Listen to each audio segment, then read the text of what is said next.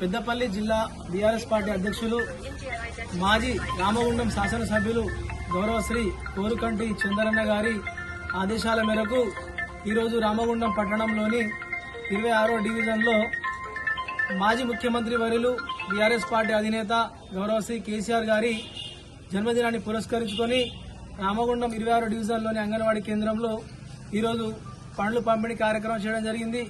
అలాగే కేక్ను కట్ చేసుకుని పిల్లలకు పంచడం జరిగింది.